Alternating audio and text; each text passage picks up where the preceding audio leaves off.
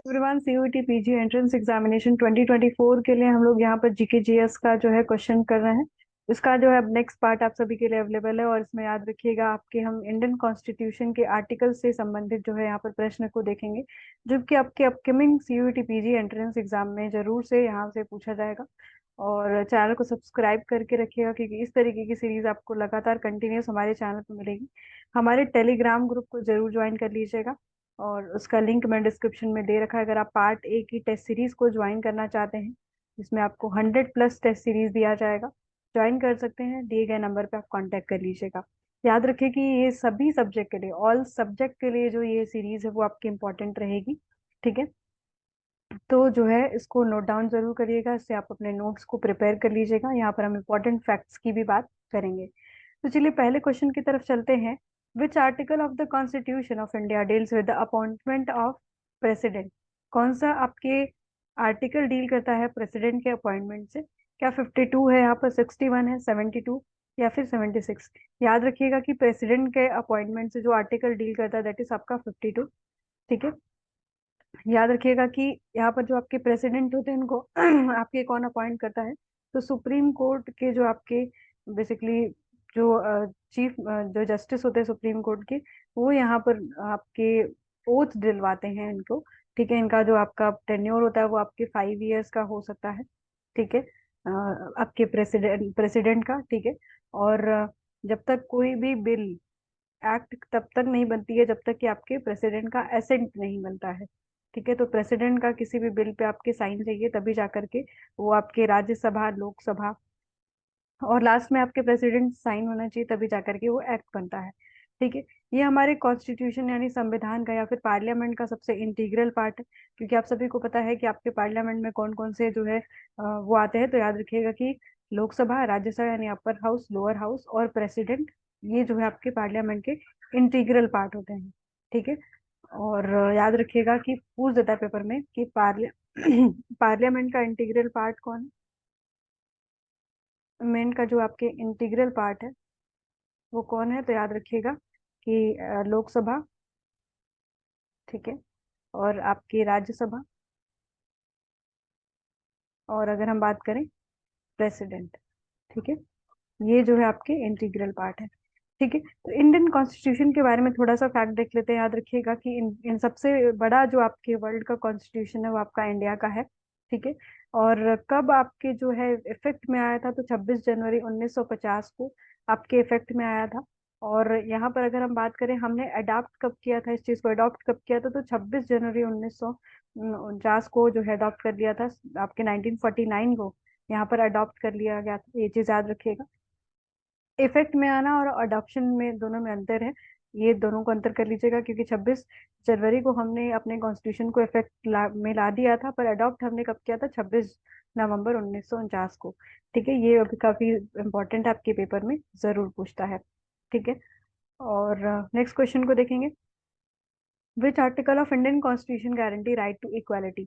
Right to equality से कौन सा आपके कॉन्स्टिट्यूशन का जो आर्टिकल है वो डील करता है? क्या आपके 14 है, 19 है, 21 है, 32 है? तो याद रखिएगा, राइट टू इक्वालिटी की बात आपकी अगर की जाती है तो आर्टिकल 14 में बात की जाती है। ठीक है, अगर हम बात करें आपकी एक्सप्लॉयटेशन जो होता है, आपकी अनटचेबिलिटी से रिलेटेड कौन सा आर्टिकल है? ठीक है, अनटचेबिलिटी से रिलेटेड कौन सा आपके आर्टिकल है? तो आपको याद रखना है कि यहाँ पर आर्टिकल 17 जो है आपके अनटचेबिलिटी से रिलेटेड है। साथ साथ बहुत इंपॉर्टेंट एक क्वेश्चन और पूछा जाता है कि जब आपके देश में इमरजेंसी लगती है, ठीक है, इमरजेंसी लगती है, तो उस टाइम कौन सा आर्टिकल आपके अगर हम बात करें फ्रीज नहीं होता, तो आर्टिकल 21 जो है आपके फ्रीज नहीं होता है। ठीक है, at the time of emergency, क्योंकि इस आर्टिकल में हमें राइट टू लाइफ की बात की गई है। ठीक है, राइट टू लाइफ की बात की गई है, और ये फ्रीज नहीं होता है आपके at the time of emergency. ठीक है, तो यहाँ पर राइट टू इक्वालिटी से रिलेटेड कौन है आपका आर्टिकल? आर्टिकल 14 है। नेक्स्ट क्वेश्चन देखेंगे आपके। Right to freedom of speech and expression guarantee under the article of Indian constitution? तो क्या ये आपके 19(1)(a) में दिया गया है? अगर हम बात करें 21 में दिया गया है, 32 में, या फिर 14 में? आपने अभी देखा कि 14 में आपको क्या समझ में आया था? यहाँ पर राइट टू इक्वालिटी है ना। राइट टू इक्वालिटी जो है हमें देखने के लिए मिला था वो आर्टिकल 14 में मिला था। 21 में right to life, to life हमें देखने के लिए मिला था, ठीक है। और अगर हम बात करें आपकी स्पीच एंड एक्सप्रेशन की, जो आप कोई भी चीजें कुछ भी बोल लेते हो, वो कौन से आर्टिकल से संबंधित है, तो 19 और ए में जो है आपकी कॉन्स्टिट्यूशन में right to freedom of speech आपको देता है, एक्सप्रेशन देता है, ठीक है। आपका ऑप्शन नंबर यहाँ पर 1 करेक्ट हो जाएगा। नेक्स्ट क्वेश्चन देखेंगे, दिया हुआ है आपके, Indian constitution provide appointment and removal of prime minister. तो कौन से आर्टिकल से रिलेटेड है, क्या 74 से, 75, 76 और 77? तो याद रखिएगा कि आपके अगर हम बात करें appointment of president, prime minister जो है कौन करता है, याद रखिएगा कि प्रेसिडेंट जो है आपके अपॉइंट करता है आपके प्राइम मिनिस्टर को, ठीक है। तो ये कौन से आर्टिकल से रिलेटेड आपके यहाँ पर 75 से रिलेटेड है, ठीक है। और याद रखिएगा कि जो प्राइम मिनिस्टर होता है वो आपके मंत्रिमंडल का जो है हेड होता है, ठीक है। और लोकसभा में जो मेजोरिटी पार्टी होती है उसका ही आपके मुखिया होता है आपका प्राइम मिनिस्टर। उसको अपॉइंट कौन करवाता है, फिर ओथ कौन दिलवाता है, तो आपकी प्रेसिडेंट इसका ओथ दिलवाता है। नेक्स्ट क्वेश्चन आपके है very important, which article of the constitution related with right to education? RTE act आपने पढ़ा होगा, दैट इज आपके कम केम इन 2009। ये आपके जो है 2009 में आपके आया था देश में, आपका RTE right to education act, ठीक है। ये आपकी कौन से आर्टिकल से रिलेटेड है, तो आर्टिकल 21A, ठीक है। ये आपके राइट टू एजुकेशन है, ठीक है। 6 से लेके 14 वर्ष तक के स्टूडेंट जो आपके लोग होते हैं, चिल्ड्रन होते हैं, वहां पर फ्री एजुकेशन पा पाएंगे, फ्री एंड कंपलसरी एजुकेशन है,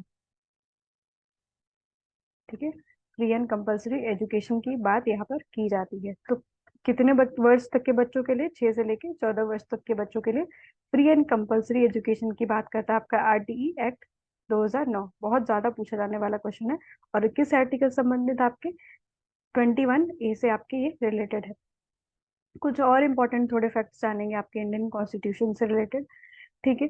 तो जो फर्स्ट कॉन्स्टिट्यूएंट असेंबली बनी थी उसके आपके जो है, जो नॉन परमानेंट जो है प्रेसिडेंट रहे थे, दैट इज सच्चिदानंद सिन्हा। फिर बाद में आपके जब फिर से आपका इलेक्शन होता है, उसके बाद चुने जाते हैं आपके डॉक्टर राजेंद्र प्रसाद। और अगर हम बात करें यहाँ पर आपके ड्राफ्टिंग कमेटी के चेयरपर्सन कौन थे आपके, जो है आपके, अगर याद रखिएगा कि डॉक्टर B.R. अम्बेडकर, ठीक है।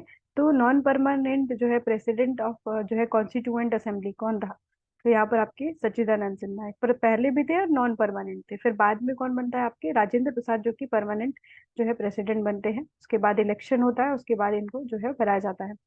हमने डिफरेंट, हमारा जो है जो कॉन्स्टिट्यूशन बना है, हमने डिफरेंट आपके कंट्रीज से यहाँ पर कंसेप्ट लिए हैं। जैसे अगर हम बात करें कि directive principle of state policy, जो कि आपके पार्ट 4 में है ये, ठीक है, डीपीएसपी, ये हमने कहाँ से लिया है, तो आयरलैंड से, ठीक है। आयरिश कॉन्स्टिट्यूशन से इसको हमने लिया है, ठीक है। स्ट्रक्चर ऑफ गवर्नमेंट, या फिर आप कह सकते हैं कि फंडामेंटल राइट भी, फंडामेंटल राइट भी हमने कहाँ से लिया है, वो हमने आपके लिया है यूनाइटेड स्टेट से, ठीक है, यूएसए से, ठीक है। फंडामेंटल राइट हो गया, ठीक है। आपके अगर हम बात करें इम्पीच करना, जो आपकी इम्पीचमेंट होता है प्रेसिडेंट का, that is comes from USA, है ना, यूएसए की कॉन्स्टिट्यूशन से हमने लिया, ठीक है। Freedom of trade and commerce कहाँ से लिया, ऑस्ट्रेलिया के। लिबर्टी एंड इक्वलिटी आपने देखा होगा, अगर हम बात करें आपके प्रियम्बल में ये बात की जाती है, प्रियम्बल में आपके बात की जाती है कि हमने हमने कहाँ से लिया है लिबर्टी और इक्वलिटी को, फ्रेंच कॉन्स्टिट्यूशन से लिया है।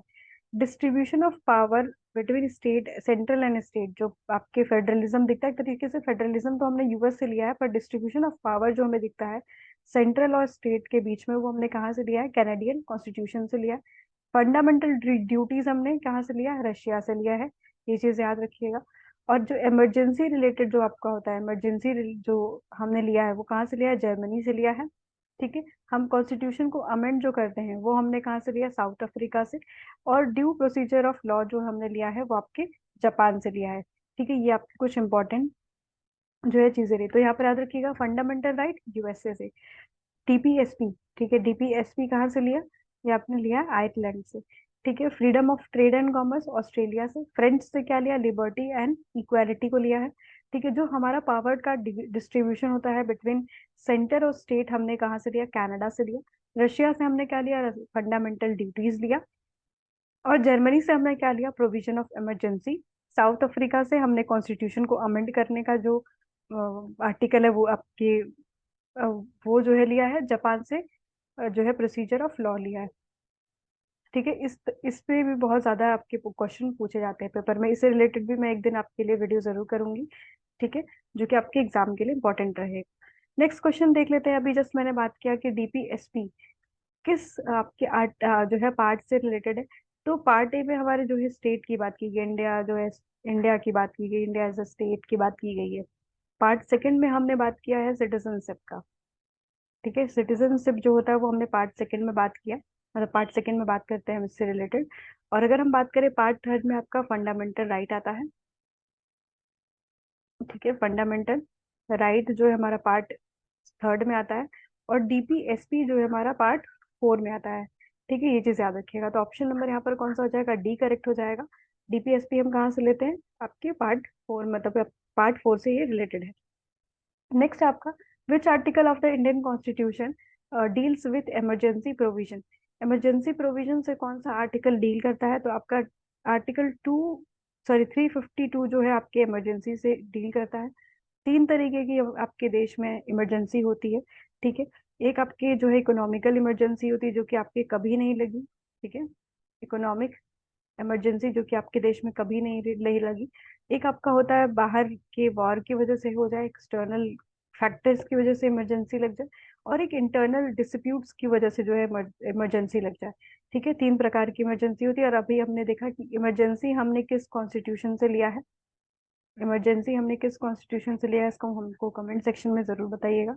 ठीक है, तो आपने देखा कि तीन तरीके की आपकी इमरजेंसी होती है, जिसमें कि आपके पहला इमरजेंसी है आपके नेशनल इमरजेंसी। ठीक है, नेशनल इमरजेंसी।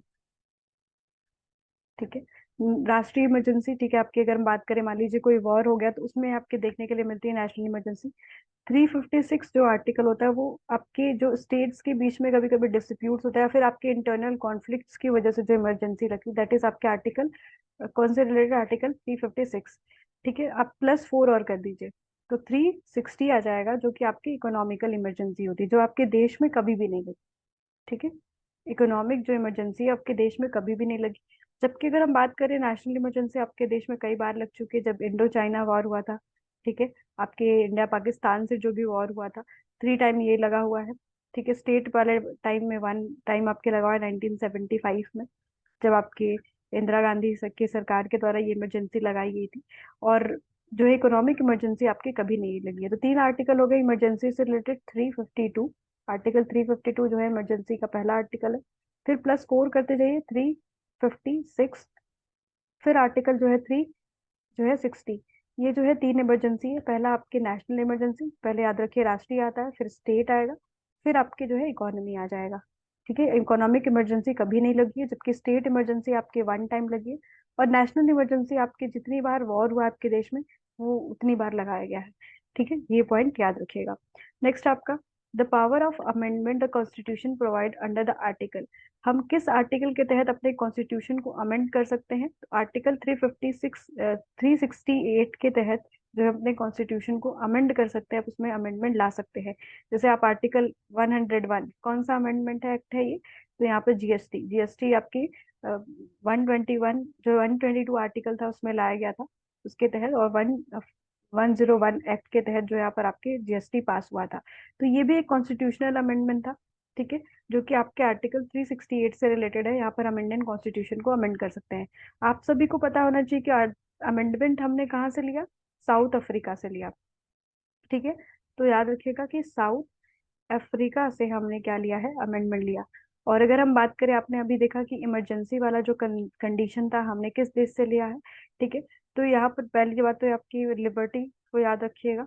डायरेक्टिव प्रिंसिपल भी बहुत इंपॉर्टेंट है। ठीक है, आप भले ही ट्रेड एंड इस चीज को भूल जाएं, कोई दिक्कत नहीं है। ठीक है, पर जो मेन जैसे आपके फंडामेंटल राइट आपने कहाँ से लिया है, डीपीएसपी कहाँ से लिया है, ये आप, कोई दिक्कत नहीं है। लिबर्टी एंड इक्वलिटी बहुत बार पूछता है, डिस्ट्रीब्यूशन ऑफ पावर भी पूछ देता है। ठीक है, रजिया से जो आप फंडामेंटल राइट, फंडामेंटल ड्यूटीज नहीं है, ये भी पूछ देता है। जर्मनी से जो आपने इमरजेंसी लिया, वो भी पूछता है। और अगर जापान वाला आप लेफ्ट कर दोगे तो भी कोई इशू नहीं है। ठीक है, तो यहाँ पर ये सारी चीजें, पर अभी हमने क्या पूछा, बोला कि आपके इमरजेंसी कहाँ से लिया गया, तो इमरजेंसी हमने कहाँ से लिया, आपके जर्मनी से लिया है। ठीक है, साउथ अफ्रीका से हमने क्या लिया, आपके कॉन्स्टिट्यूशन में जो है आपके अमेंडमेंट का जो बात है हमने कहाँ से लिया, आपके अफ्रीका से। फंडामेंटल राइट कहाँ से लिया, यूएसए से लिया है। डिस्ट्रीब्यूशन ऑफ पावर कनाडा से लिया है। आयरिश कॉन्स्टिट्यूशन पे क्या लिया, डीपीएसपी लिया। फंडामेंटल ड्यूटीज हमने कहाँ से लिया, रशिया से लिया। ये सारी चीजें आपको याद रखनी है। नेक्स्ट है आपका, विच article of Indian constitution right of equality before law and equal protection of law. तो ये कौन से आर्टिकल से रिलेटेड, आर्टिकल 14, जो कि आपके क्या है, राइट टू इक्वलिटी की बात करता है। पहली चीज तो याद रखिए कि सभी लोग इक्वल है लॉ के सामने, ये आपके आर्टिकल 14 में ही बात किया जाता है। नेक्स्ट है आपका, the article of Indian constitution deal with the constitutional remedy, very important. Constitutional remedies से कौन डील करता है, अगर हम बात करें आर्टिकल, तो आर्टिकल 32, जिसको आपके अगर हम बात करें यहाँ पर, बी आर अम्बेडकर ने क्या कहा था, heart and soul of constitution, heart and soul of constitution कहा था। ठीक है, ये किसके द्वारा कहा गया था, आपके बी आर अम्बेडकर के द्वारा कहा गया था। किस आर्टिकल को, किस किस आर्टिकल को, आर्टिकल 32 को। इससे हम कॉन्स्टिट्यूशनल रेमेडीज कहते हैं। ठीक है, इसी में आपके अमेंडमेंट्स, आपके 5 तरीके की रेमेडीज आती हैं। ठीक है, आप सभी को पता होगा। तो यहाँ पर आर्टिकल 32 जो है आपकी किससे डील करता है, कॉन्स्टिट्यूशनल रेमेडीज से करता है। ठीक है, तो इम्पोर्टेंट फैक्ट्स आज हमने क्या देखा, हमने ये देखा कि आपके जो संविधान जो आपका इफेक्ट में आया है वो 26 जनवरी 1950 को आया। हमने अडॉप्ट कब किया था, 26 नवंबर 1949 को अडॉप्ट किया था। आपके इन परमानेंट चेयरपर्सन कौन थे आपके कॉन्स्टिट्यूएंट असेंबली के, तो सच्चिदानंद सिन्हा थे। ठीक है, और अगर हम बात करें, जो है राजेंद्र प्रसाद आपके क्या थे, बाद में इनको इलेक्ट किया गया था एज अ प्रेसिडेंट के रूप में। ठीक है, जो है बी आर अम्बेडकर आपके क्या थे, ड्राफ्टिंग कमेटी के जो है चेयरपर्सन थे, जो है बी आर अम्बेडकर। फिर हमने देखा कि कौन कौन से कॉन्स्टिट्यूशन से हमने क्या क्या चीजें ली। तो यहाँ पर सबसे ज्यादा जो पूछा जाता है, अगर हम बात करें, तो साउथ अफ्रीका से जो हमने अमेंडमेंट लिया है ये। जर्मनी से हमने प्रोविजन ऑफ इमरजेंसी लिया है, ये बहुत ज्यादा पूछा जाता है। फंडामेंटल ड्यूटीज कहाँ से लिया, हमने बात किया रशिया से। कनाडा से हमने दे लिया distribution of power between centre and state. French constitution से हमने लिया है ideals of liberty and equality. और आयरिश कॉन्स्टिट्यूशन से डीपीएसपी लिया है। और यूनाइटेड स्टेट से आपके फंडामेंटल राइट, आपकी इम्पीच जो करते हैं हम आपके प्रेसिडेंट को, वो साथ साथ जुडिशियल रिव्यू का जो कंसेप्ट है वो भी हमने यूनाइटेड स्टेट से लिया है। ठीक है, ये सारी चीजें याद रखिएगा। आपके प्रियम्बल में जो आपके प्रीफेस होता है, जो आपके कॉन्स्टिट्यूशन का प्रीफेस है, जिसको हम जो बोलते हैं ना कि ये आपके कॉन्स्टिट्यूशन का चेहरा है, तो उस पे क्या है आपके, sovereignty, socialist, secular, democratic, Republic, याद रखिएगा। ट्रिपल एस डी आर, यानी sovereign, secular, socialist, democratic, Republic, triple S D R, है ना। ये जो है आपका क्या है, किसमें इंक्लूडेड, आपके प्रियम्बल में। ठीक है, ये चीज याद रखिएगा। और इसको याद करने का क्या तरीका है कि sovereignty, socialist, secular, democratic, Republic आपके कॉन्स्टिट्यूशन के प्रियम्बल में इंक्लूडेड है। बहुत ज्यादा आपके पेपर में पूछता है। ठीक है, और मैंने सारा चीज आपको बताया कि 26 जो है आपके जनवरी को हमने क्या किया था, 1950 को आपके कॉन्स्टिट्यूशन का इफेक्ट यहाँ पर हुआ था। अडॉप्शन कब हुआ था, 26 नवंबर को 1949 में। ठीक है, इमरजेंसी आपने कहाँ से लिया, इमरजेंसी की बात करें तो आपने जर्मनी से लिया है। ठीक है, अमेंड करने का पावर साउथ अफ्रीका से लिया। ठीक है, फंडामेंटल राइट जो है वो कहाँ से लिया, यूएसए से लिया है। ठीक है, फंडामेंटल ड्यूटीज कहाँ से लिया, अगर हम बात करें तो रशिया से लिया है। ठीक है, लिबर्टी एंड इक्वलिटी जो है आपने किससे लिया, फ्रेंच रिवोल्यूशन से ये कंसेप्ट लिया गया है। ये चीज याद रखिएगा। ठीक है, अगर हम बात करें आपके नेक्स्ट, ठीक है, आपके कनाडा से हमने क्या लिया, स्टेट और जो आपके सेंटर के बीच का जो डिवीजन ऑफ पावर होता है वो लिया है। ठीक है, ये चीजें याद रखिएगा, डिवीजन ऑफ पावर वाला जो कंसेप्ट है। यूएसए से हमने बहुत सारी चीजें ली है, जैसे रिटर्न, जो आपके यूएसए का कॉन्स्टिट्यूशन कैसा है, रिटर्न है। ठीक है, रिटर्न है, और यहीं से हमने अपना भी कॉन्स्टिट्यूशन अडॉप्ट किया, रिटर्न फॉर्म में लिखा। और सबसे बड़ा largest constitution of the world है इंडिया का, सबसे बड़ी डेमोक्रेसी है इंडिया। ठीक है, ये सारी चीजें याद रखिएगा। इसी तरीके से और भी हम क्वेश्चंस एंड आंसर जो है करते रहेंगे। आज का क्वेश्चन ऑफ द डे है कि जो फर्स्ट इम्परमानेंट जो है प्रेसिडेंट ऑफ जो है कॉन्स्टिट्यूएंट असेंबली था वो कौन था, उसका आंसर आप कमेंट सेक्शन में बताइएगा। चैनल पे जुड़े रहिएगा, सब्सक्राइब करके रखिएगा। अगर आपको ये सीरीज पसंद आ रहा होगा तो हमें ज़रूर बताइएगा। जुड़े रहिएगा। धन्यवाद।